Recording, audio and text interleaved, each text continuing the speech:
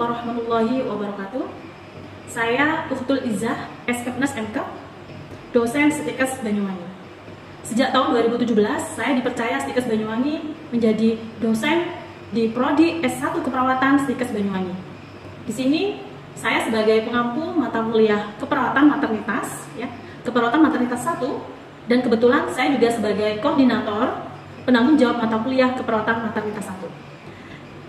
Di dalam proses pembelajaran untuk keperawatan maternitas 1, ada beberapa pendekatan di dalam proses pembelajaran. Salah satunya adalah delivery, interaction, dan assessment. Di dalam delivery, di sini saya akan menjelaskan beberapa deskripsi mata kuliah pada keperawatan maternitas 1. Deskripsi singkat pada mata kuliah keperawatan maternitas 1 adalah memberikan kemampuan kepada mahasiswa untuk mengetahui tentang upaya meningkatkan kesehatan reproduksi pada wanita usia subur, pada ibu hamil atau pada masa antenatal, pada masa melahirkan atau pada ibu intranatal, pada masa nifas atau pada masa postnatal, dan pada bayi baru lahir atau pada bayi sampai usia 28 hari. Terkait dengan materi pembelajaran untuk pokok bahasan, yang pertama di sini adalah asuhan keperawatan pada wanita usia subur, pada ibu hamil dalam masa antenatal care, pada ibu melahirkan atau pada masa intranatal, dan pada ibu nifas atau pada masa postnatal, dan asuhan keperawatan pada bayi baru lahir atau pada bayi sampai usia 28 hari. Yang kedua, terkait dengan pokok bahasannya di sini adalah pendidikan kesehatan pada wanita usia subur, pada ibu masa intranatal, pada masa antenatal, pada ibu hamil masa antenatal, pada intranatal, pada postnatal, dan pada bayi baru lahir atau bayi usia 28 hari. Yang ketiga adalah mengintegrasikan hasil penelitian yang berhubungan dengan wanita usia subur, pada ibu hamil berkaitan dengan ibu masa intranatal atau persalinan, dan pada masa postnatal atau ibu nifas. Dan integrasikan hasil penelitian juga yang berhubungan dengan bayi baru lahir atau bayi sampai usia 28 hari. Yang keempat, terkait dengan pokok bahasan di sini adalah simulasi pengelolaan asuhan keperawatan dan mendemonstrasikan intervensi keperawatan yang berhubungan dengan pada wanita usia subur, pada ibu masa kehamilan, pada ibu masa intranatal atau persalinan, dan pada ibu masa nifas atau masa postnatal, dan pada bayi baru lahir sampai usia 28 hari. Pendekatan selanjutnya adalah interaction. Bentuk interaksi dengan mahasiswa dapat dilakukan dengan berbagai macam metode pembelajaran. Salah satunya adalah metode ceramah, diskusi atau SGD, small group discussion, dan metode demonstrasi. Metode demonstrasi di sini dapat dilakukan dengan proses pembelajaran secara langsung dengan menggunakan ruangan laboratorium untuk bisa mendemonstrasikan terkait dengan prosedur praktik yang akan dilakukan. Pendekatan berikutnya adalah assessment, di mana dalam penilaian dari hasil proses pembelajaran ada 3 aspek. Yang pertama adalah penilaian kognitif, afektif, dan psikomotor. Untuk penilaian kognitif dengan bobot 65%, di mana meliputi hasil nilai dari ujian tulis maupun kuis, yaitu ada ujian UTS dan UAS. Selanjutnya adalah penilaian dengan psikomotor. Psikomotor dapat dinilai dengan penilaian hasil ujian laboratorium maupun ujian OSCE, yaitu 15%. Lalu asesmen dengan pendekatan afektif di sini adalah bobot 20%, di mana dapat dinilai melalui kehadiran mahasiswa pada saat proses pembelajaran. Selain menilai kehadiran, dosen juga dapat menilai sikap maupun kedisiplinan pada saat proses pembelajaran. Inilah ketiga aspek yang dapat dinilai dalam proses pembelajaran untuk keperawatan maternitas 1. Demikian deskripsi dari proses pembelajaran untuk mata kuliah keperawatan maternitas 1. Selanjutnya saya akan menayangkan cuplikan video pembelajaran untuk demonstrasi.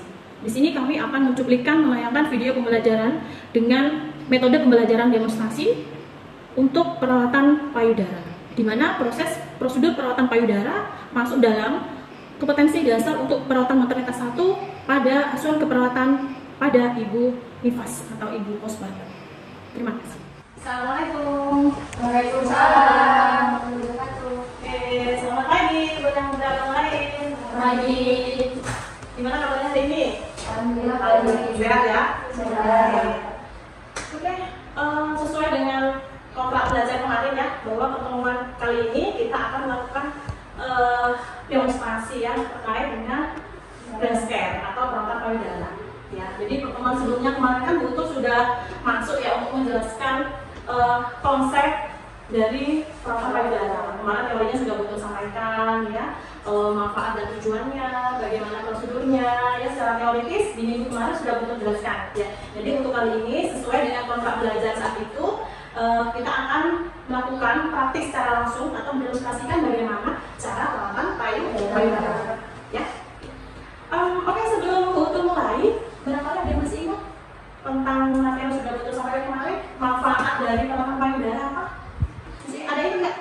Oke, ya. Itu perawatan payudara itu yang Ibu sampaikan kemarin kan kayak suatu tindakan merawat payudara ketika ibu itu masa kehamilan sampai setelah masa nifas. Itu yang berguna untuk melancarkan peredaran darah, juga untuk menjaga bentuk tubuh dari payudara itu sendiri. Oke, yang saya ingat hanya gitu ya. Oke, yang lain ada nggak? Ya, apa untuk memperlancar ASI juga, terus untuk menjaga apa? Lupa, ayo apa? Mana sudah ya Bu Tuh sampaikan ya? Apa? Ada lagi? Ada yang masih ingat? Mungkin ada yang masih ingat? mencegah pembentukan ASI juga itu. Oke, mencegah pembentukan ASI, memperlancar produksi air susu ibu, ya. Tuh, dan juga untuk menjaga kesehatan payudara. Ya, terus untuk perawatan payudara bisa dilaksanakan kapan ya? Ingat nggak? Mana sudah? Lihat, kapan? Kalau apa biasanya itu setelah melahirkan, kalau orang yang kayak melahirkan itu biasanya dijalani waktu pertama menyusui itu. Untuk tindakan Jadi bisa dilakukan pada ibu nifas ya, khususnya pada ibu yang akan menyusui. Oke, terima kasih ya. Ternyata kalian masih ingat apa itu manfaat atau tujuan dari perawatan payudara. Ini sih, ya. Waalaikumsalam. maaf Bu terlambat karena masih ada hubungan sama dosen. Oke, ya. Silakan duduk. Ya, kalau bisa besok jangan terlambat lagi ya. Ya, harus disiplin sesuai dengan ketentuan. Ya, oke.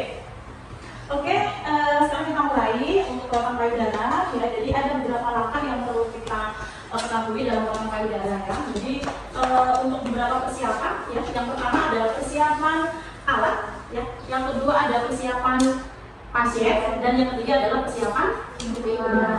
Ya, jadi ada persiapan alat, ada persiapan pasien, dan ada persiapan payudara. Nah, terkait dengan persiapan alatnya, ya, jadi ada beberapa alat yang perlu kita siapkan. Di sini salah satunya ada handuk, ya, handuk bersih. Terus selanjutnya ada baby oil, ya, ada baby oil. Nanti gunanya untuk ini ya, minyak kita oleskan ke tangan untuk mengurut pada daerah payudara. Terus ada wastafel juga ya, dua buah, bisa 2, bisa 3. Terus ada bengkok, ya, ini bengkok digunakan nanti untuk meletakkan alat-alat yang kotor yang sudah kita gunakan, ya.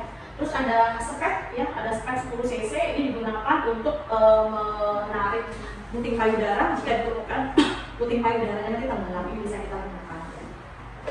Terus selanjutnya ada kapas, ya, kapas yang sudah kita bulat-bulatkan ya. Nah, ini nanti digunakan untuk mengompres daerah puting susu. Kita bisa menggunakan kapas. Terus selanjutnya ini ada 2 baskom ya yang kita siapkan. Jadi 2 baskom ini berisi air hangat dan berisi air dingin atau bersih. Air dingin tapi bukan berarti air dingin seperti es ya. Jadi air hangat ada air dingin. Nah, ini untuk persiapan alatnya. Oh ya, jangan lupa juga kita bisa menyediakan sanitizer ya untuk membersihkan tangan kita. Selanjutnya untuk persiapan pasien, ya, jadi persiapan pasien ini nanti kita bisa menjelaskan maksud dan tujuan kepada pasien. Ya, jadi prosedur apa yang akan kita lakukan kita harus jelaskan dulu. Jadi kita meminta persetujuan kepada pasien, ya. Terus yang kedua, setelah kita menjelaskan maksud dan tujuan kepada pasien, ya, jadi nanti kita mempersiapkan posisi pasien, ya. Terus pakaian bagian mana yang harus kita tanggalkan akan kita buka, ya. Terus yang ketiga, persiapan apa? Tadi kan sudah betul jelaskan ya, ada 3 tahapan yang perlu kita persiapkan. Yang ketiga adalah persiapan lingkungan. Materi pada pertemuan kemarin untuk konsep teori sudah dijelaskan ya. Untuk persiapan lingkungan dalam perawatan payudara itu apa yang perlu kita siapkan? Gimana? 5D? Masih ingat persiapan lingkungan? Mengatur pencahayaan, ya, jangan dibiarkan ruangan kita gelap-gelapan ya. Jadi cahayanya harus terang ya. Terus ventilasi juga harus memadai dan harus nyaman ya. Jangan dibiarkan kedinginan atau panasan ya gitu ya. Jadi untuk persiapan lingkungan. Terus kita juga harus menjaga privasi pasien dengan cara bisa menutup tirai ya, menutup tirai atau menutup sampiran atau menutup sketsel ya. Jangan dibiarkan pada saat kita melakukan perawatan payudara ada orang lain yang melihat ya, karena ini menjaga privasi ya, dengan menutup sketsel dan menutup tirai. Oke, tadi sudah ya untuk persiapan alat, persiapan lingkungan dan persiapan pasien. Selanjutnya kita masuk ke fase kerja ya. Kita masuk ke fase kerja. Tahapan yang pertama adalah cuci tangan ya. Cuci tangan berapa langkah? Nah, ya setelah cuci tangan ya kita bisa menanggalkan atau membuka baju pasien ya.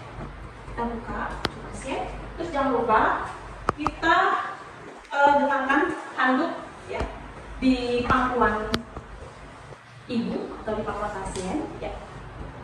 Permisi Bu. Ya, jadi tadi pada saat pemeriksaan, pada saat persiapan pasien kan kita menjelaskan maksud dan tujuan pada pasien ya. Setelah menjelaskan juga kita perlu menanyakan apakah pasien bersedia dilakukan perawatan payudara. Nah, setelah nanti pasien bersedia melakukan perawatan payudara, barulah alat-alat kita datang kepada pasien. Ya. Oke, permisi Bu. Ya. Saya di sini akan mulai untuk melakukan perawatan payudara ibu. Ya, mohon kerjasamanya. Jangan lupa ya kita juga tetap komunikasi dengan pasien ya pada saat kita melaksanakan prosedur perawatan payudara. Permisi Bu, ya bisa letakkan handuk di sini ya, di bawah di daerah pangkuan ibu dengan harapan nanti pada saat perawatan payudara tidak ada kotor atau basah. Terus kita buka pakaian atas pasien ya, tetap kita juga menjaga privasi. Jadi bagian payudaranya aja yang kita buka. Terus setelah itu langkah berikutnya adalah kita mengompres daerah putih susu ya dengan menggunakan napas ya. Napas gula tadi yang sudah kita basahi dengan menggunakan baby oil ya. Jadi kita basahi dengan menggunakan baby oil.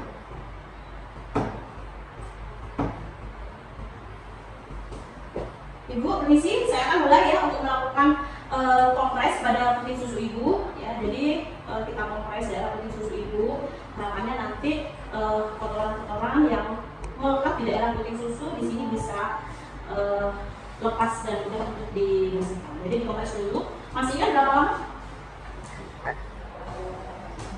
Berapa lama? 3 sampai 5 menit. Ya, kita kompres ya. Jadi selain menggunakan baby oil, sebenarnya kita juga bisa menggunakan ini air hangat sebenarnya. Ya, jadi cara yang bisa gunakan untuk mengompres daerah putih susu itu bisa menggunakan baby oil dan juga bisa menggunakan air hangat. Nah, untuk saat ini kita menggunakan baby oil. Kita kompres dulu. Ya, 3 sampai 5 menit ya, di daerah putih susunya. Harapannya apa? Kenapa? Apa tadi? Kotoran-kotoran yang melekat di daerah putih susu ini tidak lengket, mudah lepas ya. Dan kita buang ke bengkok ya. Terus selanjutnya kita mengurutkan putih susu ya dengan menggunakan jumlah tangan kita. Jangan lupa kita juga basahi atau memulih kedua tangan kita dengan menggunakan baby oil.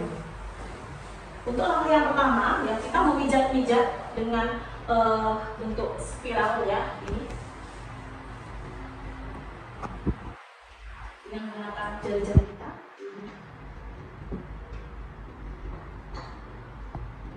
Isi Bu.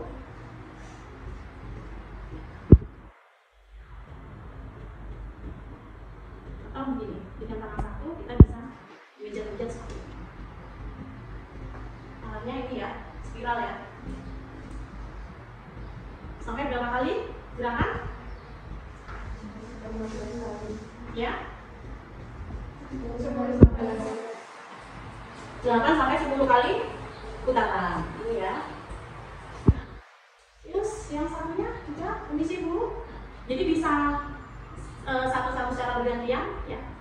Atau secara bersamaan. Terus dilakukan berulang-ulang ya.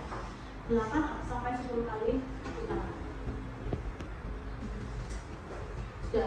Terus yang kedua, kita juga tetap melakukan pemijatan ya. Kalau yang langkah pertama tadi dengan cara gerakan spiral ya. Yang kedua tetap memasase dengan melingkar. Ibu, ya.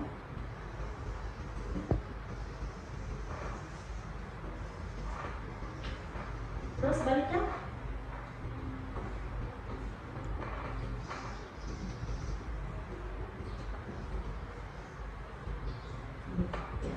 Terus kita juga bisa mengidentifikasi puting susu, ya.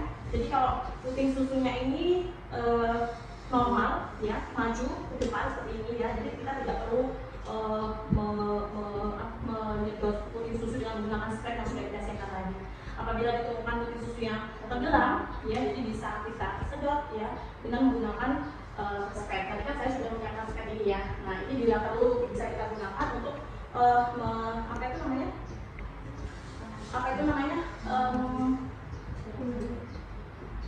melakukan ini penyedotan daerah puting susu. Nah, selanjutnya di sini adalah kita melakukan pengurutan pada daerah puting susu.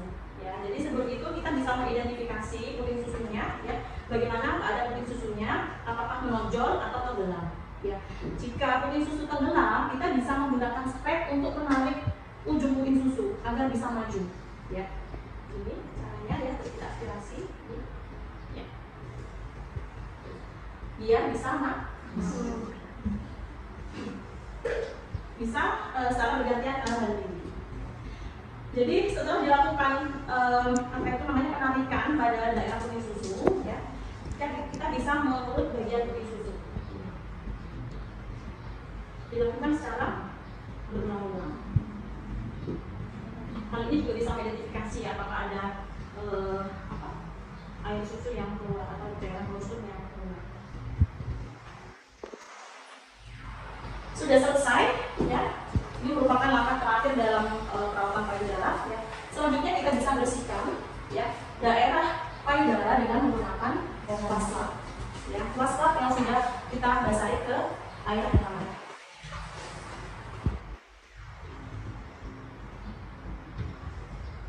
Dulu sudah selesai, ya, untuk perawatan payudaranya. Saya bersihkan dulu.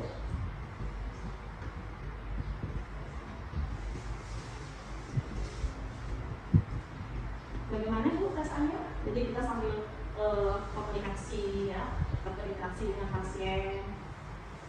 Jangan biarkan pasien dia membisu gitu, ya.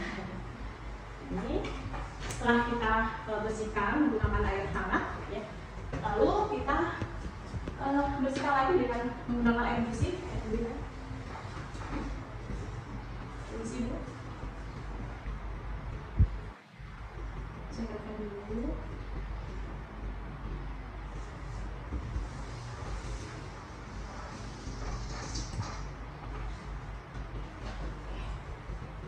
Sudah selesai, kita bisa keringkan dengan menggunakan handuk, handuk bersih yang kering. Bu, saya keringkan dulu, ya, udah bersih, ya. Sudah selesai, kita bereskan alat.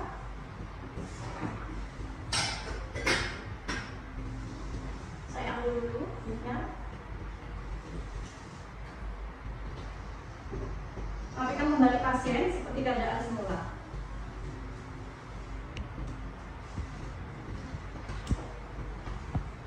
Oke, sudah selesai.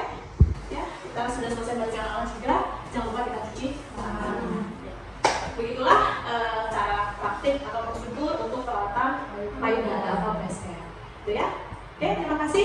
Selanjutnya barangkali ada yang mau didiskusikan atau ada yang mau ditanyakan, silakan.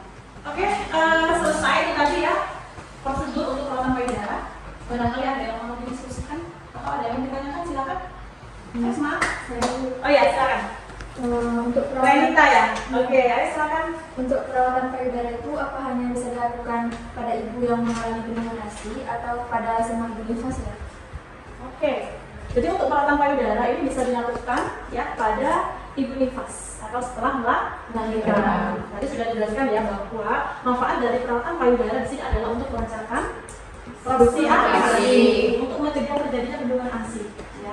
Jadi dilakukan perawatan payudara sehingga nanti kalau ASI-nya lancar, produksi ASI-nya lancar, kita bisa siap untuk melakukan siap untuk menyusui bayi. Itu, ya. Jadi apalagi pada ibu yang terjadi bendungan ASI, itu sangat efektif sekali perawatan payudara ini bisa dilakukan. Ya, jadi untuk bisa melancarkan peredaran darah, ya, untuk bisa melancarkan produksi ASI-nya juga. Ya, jadi tadi kan tahapan perawatan payudara kan yang pertama itu kan ada ini. Langkah pertama kan mengoperasi pada puting susu ya, pada daerah puting susu. Nah, bendungan ASI itu kan biasanya karena dia tidak bisa keluar ASI-nya, tidak bisa lancar mengeluarkan ASI karena adanya bendungan atau sumbatan pada daerah puting susu. Sehingga dengan dilakukan perawatan payudara, ya kita bisa melancarkan ASI yang bisa keluar. Jadi kan bersihkan puting susunya ya, jadi dibersihkan. Ya, jadi kerak-kerak yang sudah melekat, menempel, mengeras itulah yang menjadi penyumbatan pada daerah puting susu sehingga ASI tidak bisa keluar. Itulah yang bisa menyebabkan terjadinya bendungan ASI. Makanya sangat penting dilakukan perawatan payudara. Itu ya, udah jelas? Ada lain? Silakan. Ya, silakan. Idealnya perawatan payudara bisa dilakukan berapa kali dalam seminggu? Oke, untuk perawatan payudara itu idealnya bisa dilakukan dalam waktu setiap hari 2 kali. Jadi 2 kali sehari ya. Sekarang hari pertama bisa 2 kali, besoknya bisa 2 kali, ya minimal sekali. Idealnya bisa dilakukan 2 kali. 2 kali ini bisa dilakukan pada ibu yang mengalami bendungan ASI. Ya. Tapi kalau ibu nifas yang tidak mengalami masalah dalam produksi ASI-nya atau tidak terjadi bendungan ASI, jadi bisa dilakukan 1 kali. Atau dalam waktu 1 minggu bisa dilakukan 2 kali. Idealnya untuk yang terjadi bendungan ASI bisa 1 hari dilakukan 2 kali perawatan. Oke, udah ada lagi? Ya, silakan. Pada perawatan payudara ini apa hanya bisa dilakukan pada posisi itu saja atau ada posisi lainnya? Oke, perawatan payudara ini efektifnya dilakukan dengan posisi duduk ya. Jadi hanya dengan posisi duduk aja untuk perawatan payudara ya. Kecuali kalau untuk pemeriksaan sadari baru bisa dengan hiburan, dengan jongkok, dengan duduk, dengan posisi terbalik. Tapi kalau untuk perawatan payudara ini idealnya adalah dengan posisi duduk. Dan bisa kita lakukan sendiri. Ya, jadi kita juga bisa memberikan sex education, ya, pendidikan kesehatan, bagaimana juga cara lakukan dari perawatan payudara. Selain kita memberikan praktik langsung kepada pasien, ya juga sebagai pembelajaran untuk pengetahuan pasien, jadi bisa dilakukan di rumah. Ya, oke, udah jelas? Ada nih? Udah ya? Nah, untuk membuktikan kalau ini benar-benar paham apa enggak, saya ingin salah satu ada yang bisa memberikan contoh. Ya, ada yang berani mencoba? Siapa? Mau coba. Oke, silakan Ayla, silakan dicoba ya. Nanti kalau salah, Oke, nah teman-teman yang lain silakan nanti benar-benar diperhatikan ya bagaimana cara prosedur perawatan payudara yang sudah dipraktikkan oleh teman kita ya. Barangkali nanti ada yang kurang tepat dalam pelaksanaannya, nanti kalian bisa diberikan kesempatan untuk memberikan masukan. Ya, silakan. pertama kita persiapan alat, ada baby oil, lalu ada kapas yang dibentuk bulat-bulat untuk mengkompres puting susu, ada bomba untuk barang-barang yang telah digunakan, ada stretch 10 cc untuk menarik puting yang penggelam tadi, lalu ada vaslab, ada pom yang berisi air hangat dan air dingin atau air biasa kalau ada selimut. Lalu langkah selanjutnya atau kita bisa menggunakan hand sanitizer untuk mencegah adanya bakteri di tangan kita. Lalu kita ada 3 tahapan, yaitu yang pertama persiapan alat, itu kan sudah, lalu persiapan pasien, posisinya dan sebagainya, lalu yang ketiga itu persiapan lingkungan. Nah, persiapan lingkungan itu seperti atur pencahayaan, jaga privasi klien seperti menutup tirai, pasang sel Excel agar privasi klien tetap terjaga. Lalu selanjutnya kita perkenalan kepada pasien dan menyebutkan tujuan tindakan yang akan kita lakukan. Seperti, permisi Bu, saya di sini perawat Angela yang akan melakukan perawatan payudara. Untuk gunanya salah satunya yaitu memperlancar produksi ASI, menjaga kebersihan area payudara dan menjaga bentuk tubuh payudara itu. Apakah Ibu bersedia? Jangan lupa tepat waktu.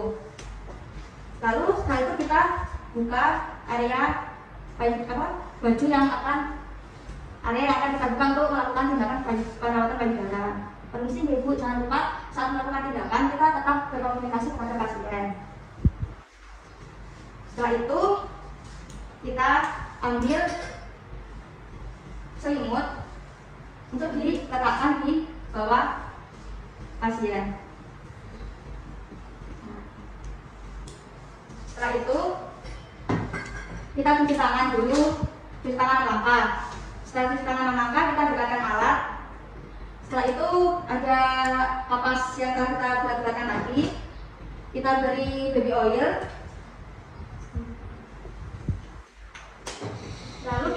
kompres pada area puting pasien atau ibu. Ini tadi dikompresnya sekitar 3 sampai 5 menit. Lakukan pada kedua puting ibu ya.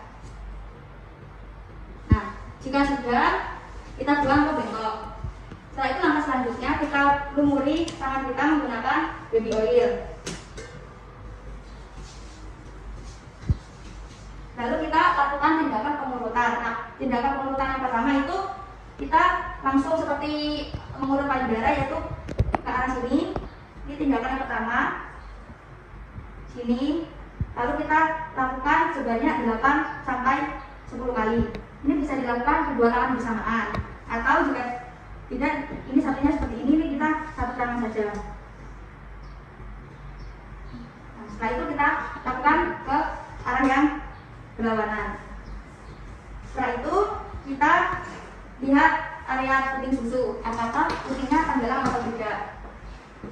Jika puting ibu tenggelam, kita siapkan setek tadi yang sudah dibolongi.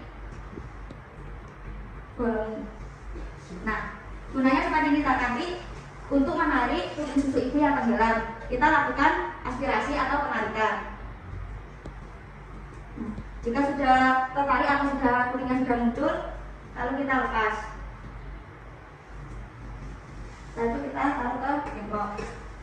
Setelah tindakan perawatan payudara selesai, jangan lupa kita menggunakan waslap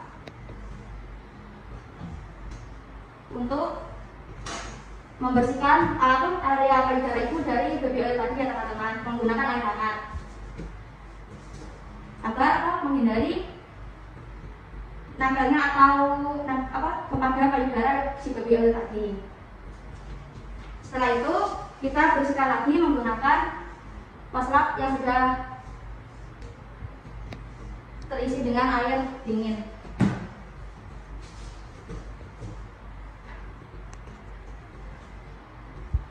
Setelah selesai, kita keringkan. Bisa menggunakan waslap kering atau bisa menggunakan handuk.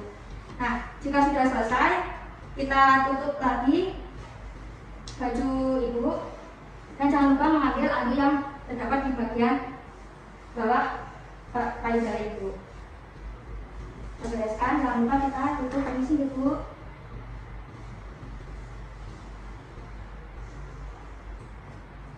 Jika sudah, kita bereskan alat, lalu kita cuci tangan dan mata. Sudah. Mungkin tadi kayaknya ada yang kurang dari teman-teman ya. Oke, sudah ya ini tadi ya. Mungkin teman-teman bisa ada yang Oke, Angela di sini dulu tetap ya. Ya. Terima kasih ini tadi ya sudah dipraktikkan oleh Angela terkait dengan prosedur perawatan payudara. Ya.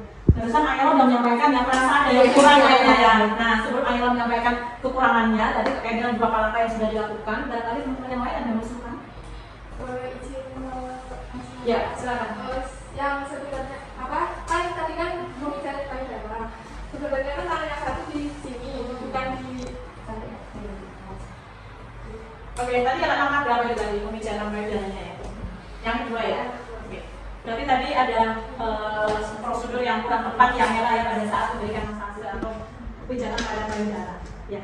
Terus tadi yang merasa kurangnya di mana? itu kayaknya ada yang belum dilakukan. Apa ya? Urutan yang pertama kan ibu yang gini Spiral ya? belum boleh. Oke, seperti spiral ya. Oke. Oke, terima kasih. Secara garis besar ya. Oke, silakan kita tanya Pak. Ya. Secara garis besar Anda sudah memahami ya terkait dengan konsep teori bagaimana perawatan payudara ya. Anda juga sudah mampu memahami pengertian dari perawatan payudara, terus maksud dan tujuan atau manfaat dari perawatan payudara, terus bagaimana prosedur perawatan payudara ya sudah secara garis besar Anda sudah memahami ya. Jadi nanti harapannya pada saat praktik klinik di rumah sakit ya maupun di puskesmas di masyarakat Anda juga bisa melakukan perawatan payudara dengan baik dan benar. Ya. Oke, saya rasa cukup sampai di sini. Barangkali ada yang perlu didiskusikan lagi. Sudah cukup ya. Oke, sekian terima kasih atas pertemuan kali ini. Terima kasih atas kerjasamanya. Mudah-mudahan bermanfaat dan kurang lebihnya mohon maaf. Assalamualaikum warahmatullahi wabarakatuh dan selamat siang.